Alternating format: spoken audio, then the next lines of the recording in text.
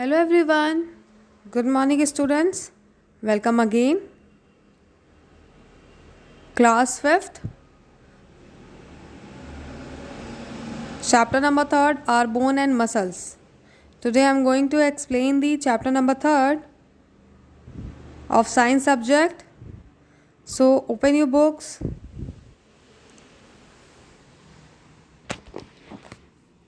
आप सबको पता है चैप्टर के कुछ पॉइंट्स हम लोग ऑलरेडी डिस्कस कर चुके हैं. आवर ऑर्गन सिस्टम, सेल, ये सारे टॉपिक ऑलरेडी डिस्कस हो चुके हैं. तो जिन भी बच्चों ने अभी तक पार्ट 1 एक्सप्लेनेशन के वीडियो नहीं देखे हैं वो चैनल पे जाके देख लेंगे. और सेकंड चीज़ क्या है, आप लोग वीडियो के साइड में एक ऐसा साइन दिख रहा होगा वाइट कलर का, इसमें जब क्लिक करेंगे तो डिस्क्रिप्शन बॉक्स ओपन हो जाएगा. लास्ट वीडियो में मैम ने बताया था डिस्क्रिप्शन बॉक्स कैसे ओपन करते हैं.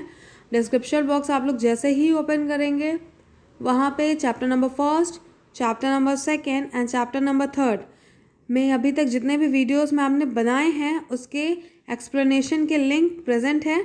आप जैसे ही एक्सप्लेनेशन के लिंक प्रेजेंट में क्लिक करेंगे आपको पुरानी वीडियो सारे मिल जाएंगे. और वहाँ पे एक्सरसाइज सोल्यूशन के लिंक भी ऐड किए हुए हैं मैम ने. ओके स्टूडेंट, जिन भी बच्चों का अभी तक एक्सरसाइज नंबर 1, 2 नहीं हुआ है वो डिस्क्रिप्शन बॉक्स में जाके अपना एक्सरसाइज कंप्लीट कर लेंगे. जो बच्चे नए हैं या पुराने हैं जिनका वर्क अभी कंप्लीट नहीं हुआ है वो डिस्क्रिप्शन बॉक्स में जाएंगे. ये वीडियो भी आप लोगों को चल रही है, वीडियो के साइड में ऐसा कुछ नीचे दिया हुआ है, ठीक है. राइट हैंड साइड पे आपकी स्क्रीन पे ऐसा एक मार्क दिया हुआ है, इसको कहते हैं डिस्क्रिप्शन बॉक्स का मार्क. इसमें जैसे ही आप क्लिक करेंगे आपका डिस्क्रिप्शन बॉक्स ओपन हो जाएगा. नाउ हम ऑलरेडी डिस्कस कर चुके हैं ऑर्गन सिस्टम क्या होता है. इस इमेज से आप लोग समझ सकते हैं. पहला तो सेल मिलके क्या बनाते हैं, टिश्यू मिलके क्या बनता है, ऑर्गन्स मिलके ऑर्गन सिस्टम बनते हैं और फिर पूरी की पूरी ह्यूमन बॉडी. ऑर्गन सिस्टम क्यों कहा जाता है, क्योंकि हमारी बॉडी में बहुत सारे अलग अलग तरह के ऑर्गन प्रेजेंट है, लाइक किडनी, ठीक है, हार्ट, स्टमक, ब्रेन, लंग्स, ये सारे बहुत ही अलग अलग तरह के ऑर्गन प्रेजेंट होते हैं जिसका अलग अलग फंक्शन होता है. तो यहाँ पे मैम ने आपको इम्पॉर्टेंट पॉइंट्स भी लिखवाया था लास्ट वीडियो में. जिन भी बच्चों ने अभी तक नहीं देख के लिखा हुआ है वो लिख लीजिए, वो पॉइंट्स इंपॉर्टेंट है. आप लोग जब हायर क्लासेस में जाएंगे तो ये सारी चीज़ें छोटी छोटी सी आपको पता होनी चाहिए और लर्न होनी चाहिए, ठीक है. स्केलेटन सिस्टम का क्या काम होता है ये सब मैम आपको लास्ट वीडियो में करवा चुकी हैं. स्केलेटन सिस्टम शेप मेंटेन करता है और बॉडी को क्या करता है, प्रोटेक्ट करता है. हमारी बॉडी बहुत सारी चीज़ों से मिलके बनी होती है, राइट, और सबका अलग अलग काम होता है. लाइक स्केलेटन सिस्टम का काम है बॉडी को प्रोटेक्ट करना और शेप प्रोवाइड करवाना. मस्कुलर सिस्टम का काम है मूवमेंट में हेल्प करना.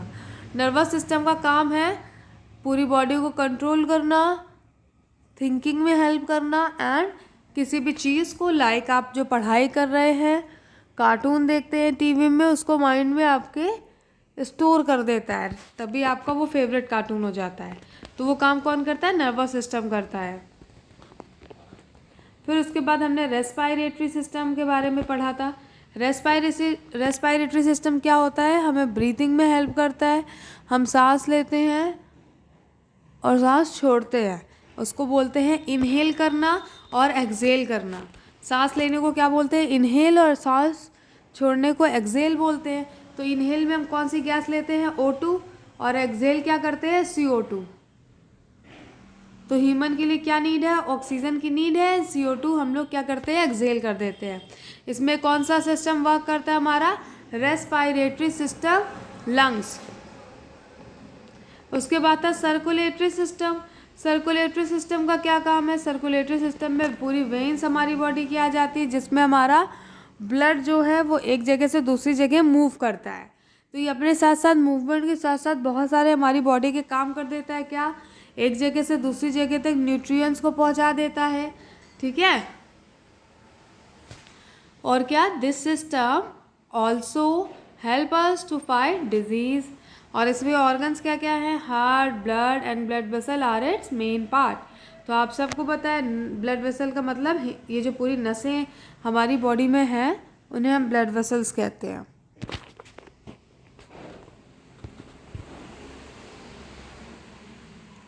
फिर उसके बाद आता था डाइजेस्टिव सिस्टम। तो डाइजेस्टिव सिस्टम क्या काम करता है? डाइजेस्टिव सिस्टम हमारे खाए हुए खाने को डाइजेस्ट करने में हेल्प करता है। अगर डाइजेस्टिव सिस्टम ना हो तो जो खाना हम खा रहे हैं वो डाइजेस्ट नहीं होगा और आपको एनर्जी नहीं मिल पाएगी। इसलिए डाइजेस्टिव सिस्टम या किसी भी सिस्टम का होना बहुत ज़्यादा ज़रूरी है। इनमें से अगर एक भी सिस्टम मिसिंग हो तो हमारी बॉडी फंक्शन कर ही नहीं सकती और वो बॉडी हेल्दी कहलाएगी भी नहीं। उसके बाद आता है एक्सक्रीटरी सिस्टम। एक्सक्रीटरी सिस्टम कौन सा सिस्टम होता है? इसमें कौन से ऑर्गन वर्क करते हैं? एक्सक्रीटरी सिस्टम में किडनी वर्क करती हैं और इससे वेस्ट मटेरियल बॉडी से रिमूव होता है। नाउ आप लोग अपनी बुक में देखेंगे, आप लोग पेंसिल निकाल के हमेशा बैठा करिए। यहाँ पे एक डायग्राम दिया हुआ है ह्यूमन स्केलेटन, ठीक है, डायग्राम दिया हुआ है ह्यूमन स्केलेटन। आप इस डायग्राम को देखिए। हेड वाले पार्ट को क्या कहा गया? स्कुल। नाउ शोल्डर को शोल्डर ग्रेडल।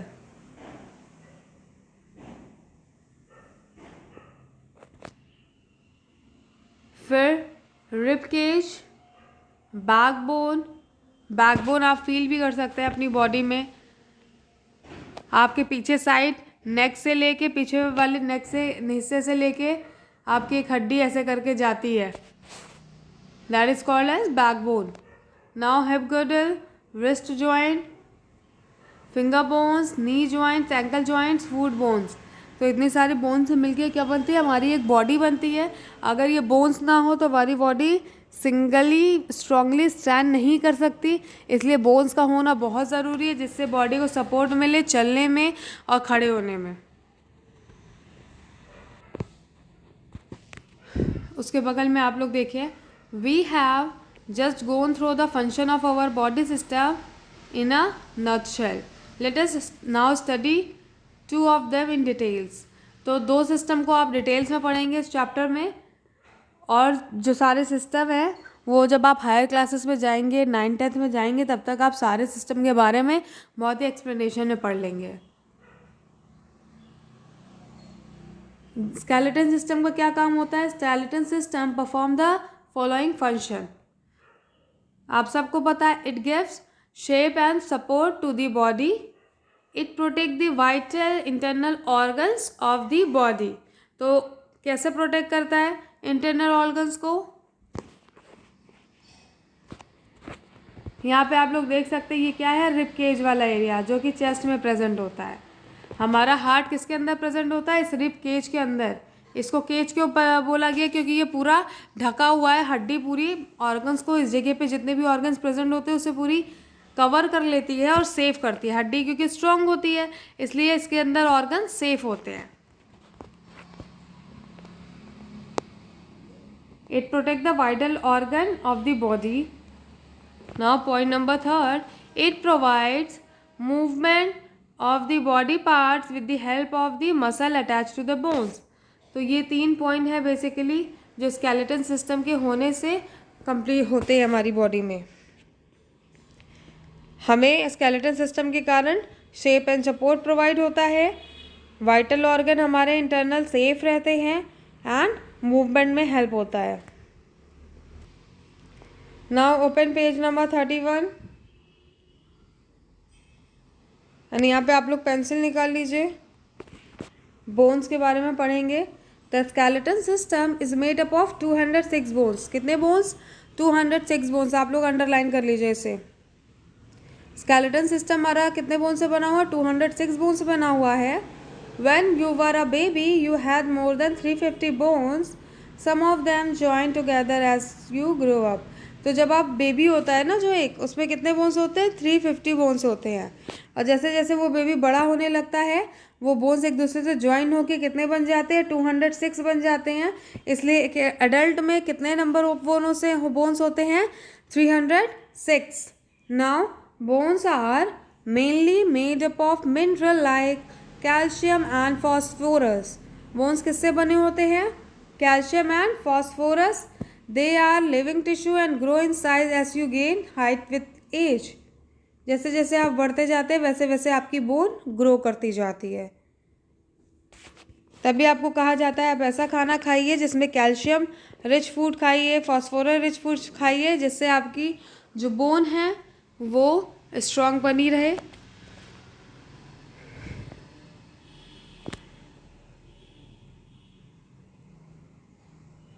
तो यहाँ पे नेक्स्ट किसके बारे में बताया है, bones are mainly made up of minerals like calcium and phosphorus. The big bones are very hard from outside but have a soft substance inside. It is called bone marrow. हमारी body में एक bone ऐसी है जिसका नाम है bone marrow, जो कि बाहर से बहुत ही हार्ड है बट अंदर से बहुत ही सॉफ्ट है। तो यहाँ पे देखिए ये दिया हुआ है डायग्राम में, राइट, ये शो किया हुआ है बोन मैरो कहाँ है, बोन के अंदर। White and red blood cells are produced in bone marrow. White blood cell fight disease causing germs that enter our body. तो WBC का क्या काम होता है, वाइट ब्लड सेल। यहाँ पे आप अंडरलाइन कर लीजिए, WBC का फुल फॉर्म क्या है,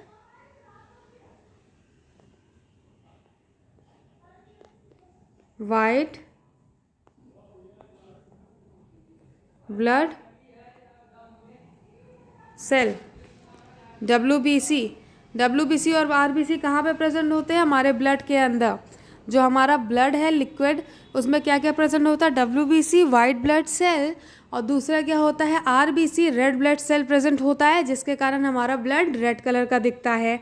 ये आप याद कर लीजिए और कमेंट बॉक्स में कमेंट करके बताएंगे हमारा ब्लड रेड कलर का क्यों दिखता है, because of the presence of RBC red blood cell, जो कि कहाँ प्रेजेंट होता है, हमारे ब्लड के अंदर प्रेजेंट होता है।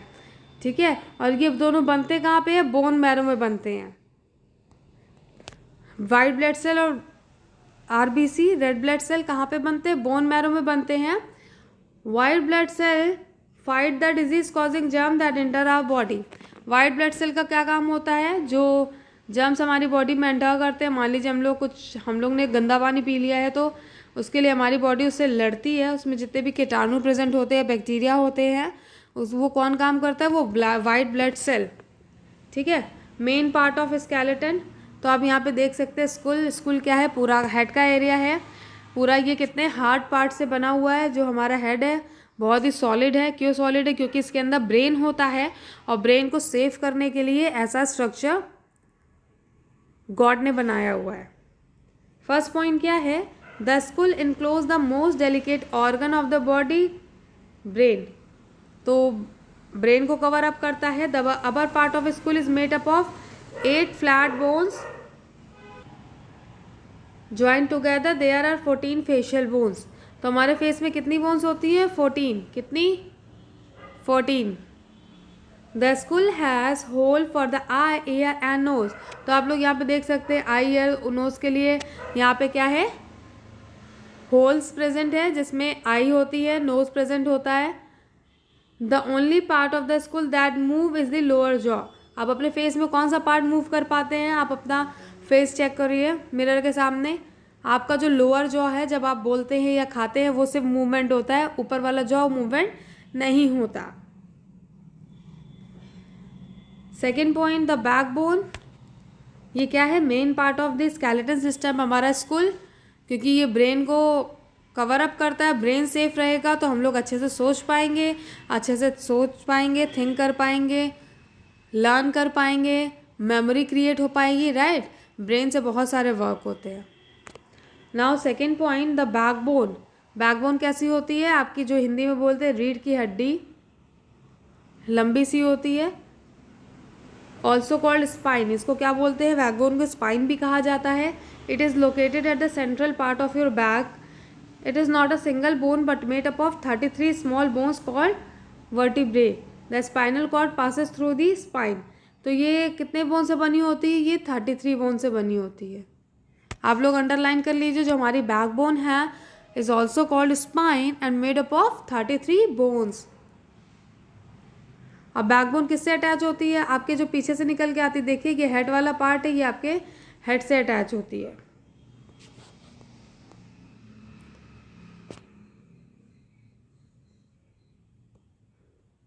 उसके बाद आता है cartilage. Cartilage provide the cushion between the vertebrae. It is a tough elastic substance that holds the bone in place at the joints. It also prevents the vertebrae from wearing out by rubbing against each other. The soft part of ears and nose are made up of cartilage. तो cartilage कहाँ पे हमारे हैं body में? The soft part of ear and nose को हम लोग क्या कहते हैं? कार्टिलेज कहते हैं। नाउ रिब केज, ये सारे मेन पार्ट्स हैं हमारे किसके? स्केलेटन सिस्टम के। रिब केज कहाँ पे होता है? चेस्ट एरिया में प्रेजेंट होता है। इसके अंदर कौन कौन से ऑर्गन आते हैं? हार्ट, लीवर इसके अंदर प्रेजेंट होते हैं। और क्योंकि ये बोन्स है, हड्डी है, तो बहुत ही स्ट्रांग होता है, तो हमारा जो ऑर्गन है इसके अंदर सुरक्षित रहता है, सेफ रहता है। ये कितने बोन से बने होते हैं? The rib cage is made up of, आप लोग अंडरलाइन कर लीजिए यहाँ पे, underline this point. The rib cage is made up of 12 pairs of bone called ribs. ये जो देख रहे हैं घुमा घुमा के जो आ रही है, यहाँ पे दिया हुआ है ribs. They are attach to the spine at the back and the breastbone in the front. The last two pair of the rib are called floating ribs. ये जो लास्ट टू पेयर्स हैं, लास्ट वाले, ये क्या है? Floating है। आप लोग देख सकते हैं इसमें आराम से, अगर आप लोग देखेंगे तो ये किसी से ज्वाइंट नहीं है। ये जो लास्ट वाली है, ये जो लास्ट वाली है, तो इसे हम क्या कहते हैं? फ्लोटिंग रिब्स कहते हैं। As they are attach only to the spine not to the breast bone. ये किससे जुड़ी? सिर्फ स्पाइन से, ये बैक वाले उससे जुड़ी है और अपने आप से और कहीं से नहीं जुड़ी है, इसलिए this is called as floating ribs. So students, आप लोग इतना अंडरलाइन कर लेंगे जहाँ पे मैम ने आपको अंडरलाइन करने को बोला है, क्योंकि ये सारे इंपॉर्टेंट पॉइंट्स हैं। जब आप हायर क्लासेस में जाएंगे तो आपको पता होना चाहिए, ये सारी चीज़ें वहाँ पे पूछी जाती हैं। अच्छे से पढ़ाई करिए आप लोग, सारी चीज़ों को समझ करके। साइंस को रटना नहीं है, समझ करके पढ़ना है, ठीक है।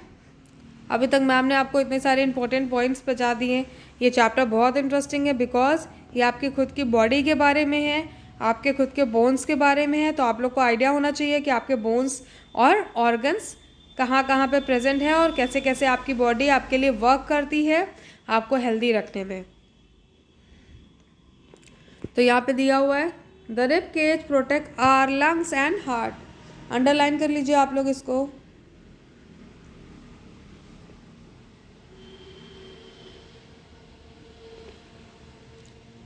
The rib cage protect our lungs and heart. Now open page number 32।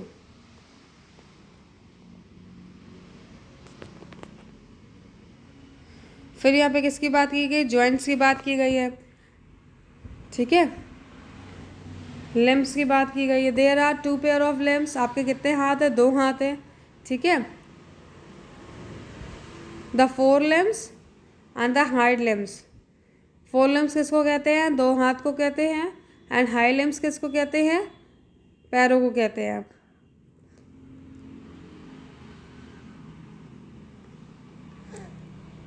The upper arm has 1 bone and the lower arm has 2. Similarly, the thigh has 1 bone and lower leg has 2 bones. तो यहाँ पे देख सकते हैं ये एक long bone गई है, फिर एक लॉन्ग बोन गई है। दो बोन्स मिलके क्या बनाती है? 4 लिम्स बनाते हैं। सेम लेग के भी हमारा 2 बोन से मिलके बना हुआ है। और जो यहाँ के बीच का पॉइंट है इसे हम क्या कहते हैं? जॉइंट्स कहते हैं, जिसको मूव कर सकते हैं। आप अपने घुटने से अपने पैर को मूव कर पाते हैं ना। आप जब बैठेंगे अपने पैर को हिलाएंगे तो आपके घुटने से आपका पैर मूव करता है, तो that is called as joint. उसे क्या कहते हैं? जॉइंट्स कहते हैं। वहाँ से मूवमेंट हो सकती है। बाकी आपके थाई और उसके नीचे का पार्ट क्या है?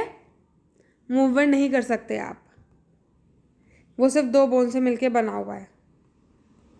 आपका हैंड भी आप कहाँ से, ये आपका हैंड का स्ट्रक्चर है, ठीक है। तो आप लोग कहाँ, ये एक बोन हो गया, ये एक बोन हो गया, बीच से आप लोग मूवमेंट कर सकते हैं। The upper arm is joint to the spine by the shoulder blade and collar bone. Collar bone क्या होती है, आप लोग नेक में अपने चेक करेंगे, ये देखिए यहाँ पे दिया हुआ है, ये है क्या है, कॉलर बोन। जब आप नेक पे देखेंगे, नेक के डाउन पे एक हड्डी होती है ना लंबी सी, शोल्डर से आपसे ज्वाइंट होके जो दिखती है, उसे हम क्या बोलते हैं, कॉलर बोन कहते हैं। Together they make shoulder girdle. Our hands and feet have many small bones. Many small bones है, यहाँ पे देख सकते हैं आपके जो हैंड है उसमें फिंगर्स क्या है, छोटे छोटे बोन से बनी होती है। The hip girdle support important organs like kidneys, intestine and reproductive organs. The femur and the backbone are joined to the hip girdle। तो यहाँ पे देख सकते हैं आप लोग, फीमर वगैरह है ज्वाइन करती हैं यहाँ कहाँ पे, आपके हिप से, और ये प्रोटेक्ट करते हैं किडनी और इंटेस्टाइन को। नाउ इसके बाद जॉइंट्स के बारे में बताया गया, जहाँ से आप अपने हाथ को, पैर को हिला पाते हैं। सो स्टूडेंट्स, इसके आगे का पार्ट हम लोग नेक्स्ट क्लास में करेंगे। ये चैप्टर बहुत ही इंटरेस्टिंग है। क्यों इंटरेस्टिंग है, बिकॉज ये आपके बारे में है। यहाँ पे देखिए, ये आपके लेग की बोन दी हुई है, यहाँ पे ये आप ऐसे मूवमेंट यहाँ से करते हैं। सो आज की क्लास हमारी यहीं पे एंड होती है। Thank you.